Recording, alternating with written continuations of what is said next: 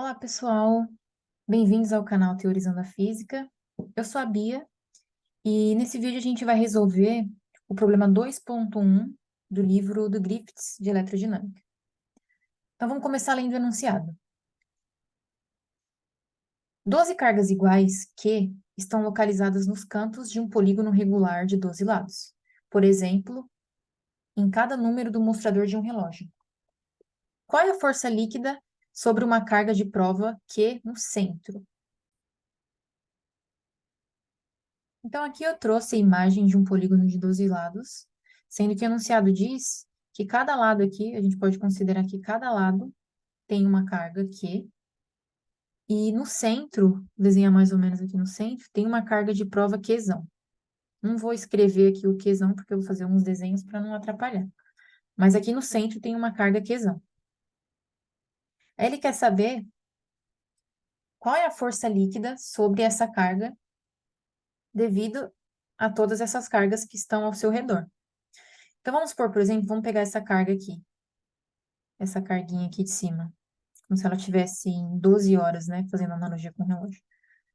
Então, como as duas cargas são positivas, essa carguinha aqui de cima vai fazer uma força, vai exercer uma força de repulsão na carga de prova.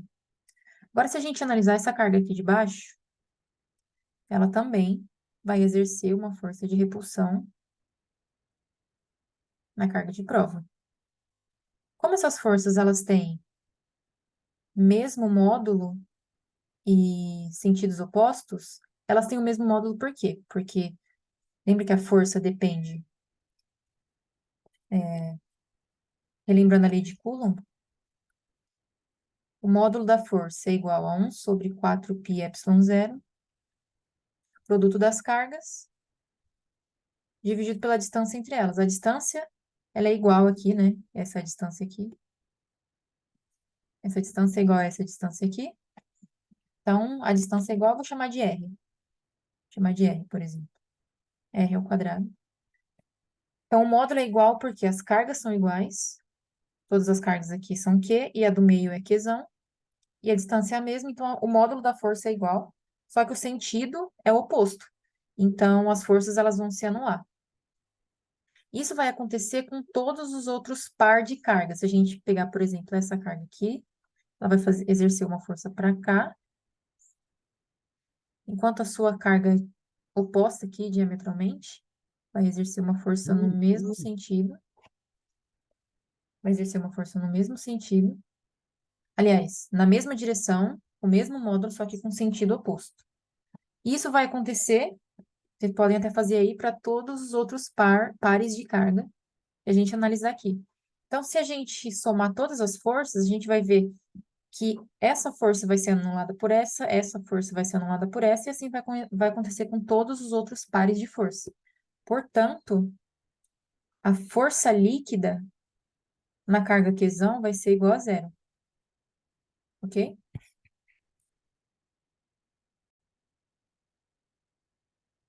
Agora, partindo para o item B, ele diz o seguinte: suponha que uma das 12 cargas seja removida. Aqui está em 6 horas, por exemplo. 6 horas é aqui, né? Embaixo. Qual será a força sobre quê? Então, novamente, eu vou ter uma carga de prova aqui no centro.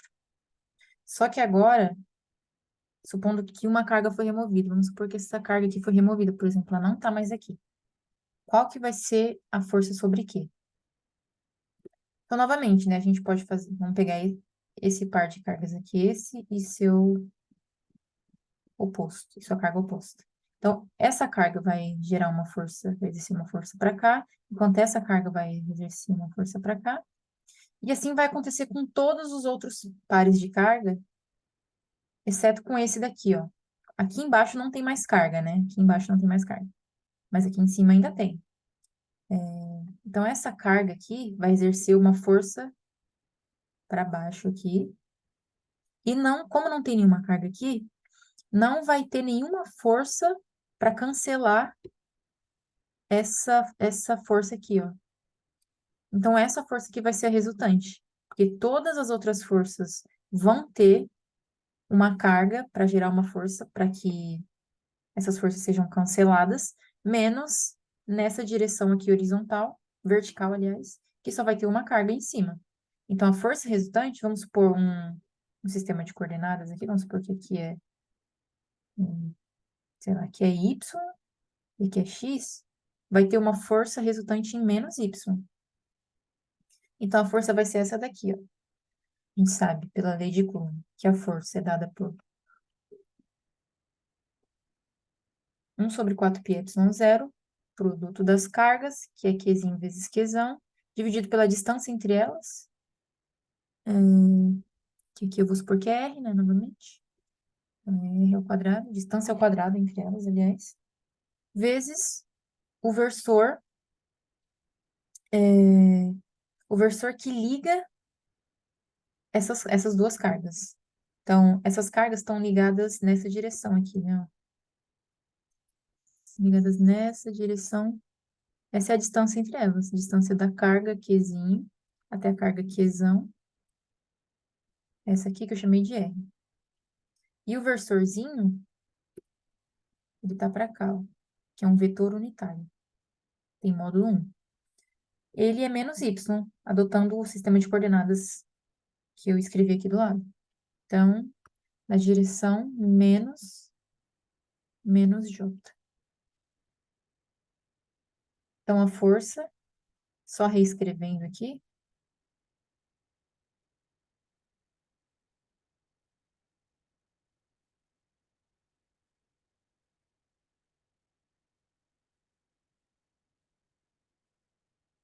então essa é a força que vai agir na carga de prova Qzão.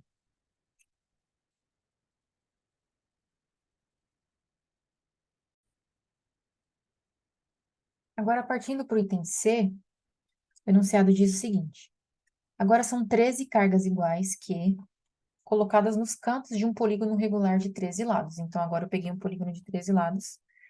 E qual é a força sobre a carga de prova Qzão no centro? Novamente, tem uma carga de prova Qzão aqui no centro. E a gente quer encontrar qual a força resultante nessa carga. Se a gente pegar aqui, ó, essas duas cargas aqui de baixo, por exemplo, vamos analisar as forças que elas exercem nessa carga de prova aqui. Essa carga aqui exerce uma força mais ou menos nessa direção. Essa outra aqui exerce uma força nessa direção aqui. A gente pode decompor essas duas forças nas suas componentes verticais e horizontais. Então, essa primeira força eu posso decompor nessa direção e nessa outra direção aqui. Somando esses dois vetores em verde, dá esse vetor em azul. O mesmo acontece com o vetor do outro lado, com esse vetor aqui, azul. Então, eu posso decompor novamente em duas componentes, sendo que a soma dessas duas componentes dá esse outro vetor aqui. Então, vocês percebam que as componentes horizontais, elas se cancelam, e eu tenho duas componentes verticais na mesma direção, no mesmo sentido e com o mesmo módulo. Então, a componente resultante vai ser essa componente que eu vou desenhar em verde, que vai ter o dobro do tamanho de cada uma dessas flechas. Então, essa vai ser a componente resultante vertical.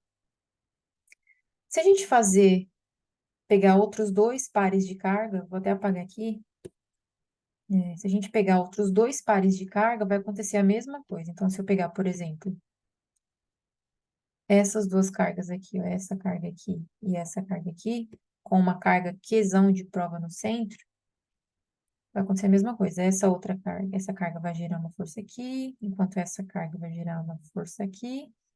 E, novamente, a gente pode decompor essas duas forças e a gente vai perceber que as componentes verticais delas vão se cancelar, mas as componentes verticais, as componentes horizontais se cancelam e as componentes verticais se somam, sendo que eu tenho um vetor resultante para baixo aqui. Lembra que na situação anterior tinha um vetor resultante para cima, certo? De mesmo módulo que esse verde, só que no sentido contrário. Então, no final, essas duas componentes vão se cancelar também, assim como as componentes horizontais. E isso vai acontecer com todos os outros pares de carga por conta da simetria do problema. Então, a resposta é: a força resultante, nesse caso, também vai ser zero, pelos motivos que a gente acabou de ver aqui, porque as forças verticais e horizontais vão se cancelar.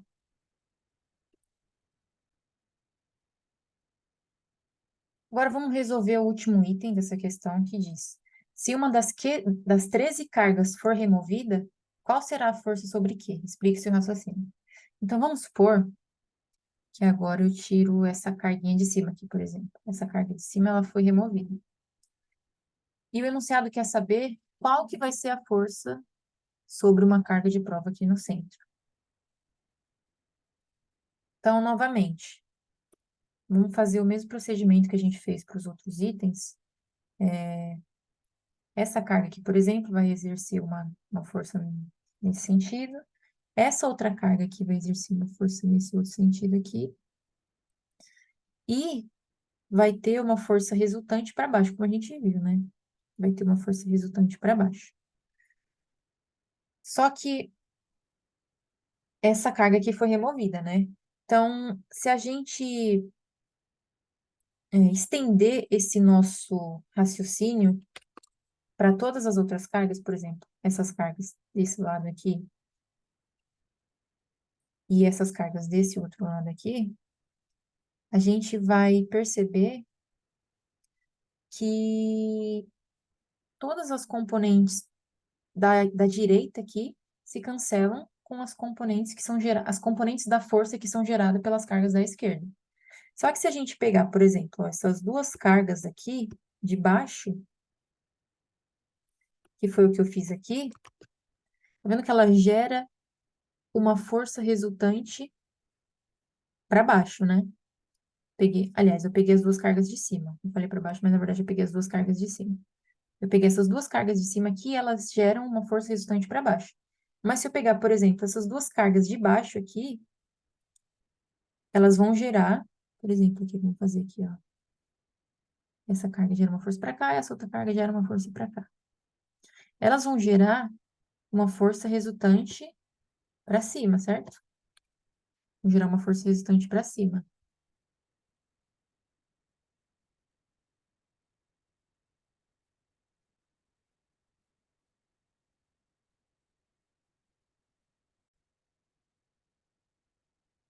E essa força em vermelho, ela vai ser a única força que vai ficar sobrando, sabe?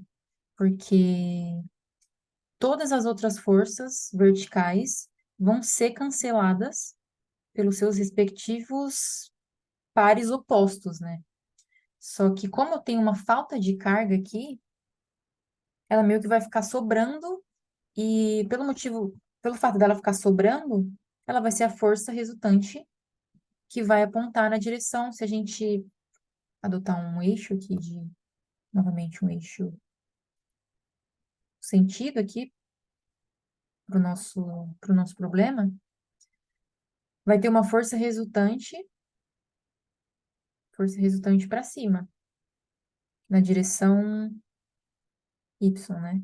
Então, a força vai ser 1 sobre 4π epsilon zero, produto das cargas, dividido pela distância entre elas, na direção j, supondo que a gente arrancou essa carga aqui, que ela não existe mais. Então, essa vai ser a força que vai ser exercida na carguinha de prova Q aqui no centro. E é isso, espero mesmo que tenha ficado claro, mas qualquer dúvida, vocês podem colocar aí nos comentários e a gente se encontra no próximo vídeo. Tchau, tchau, pessoal!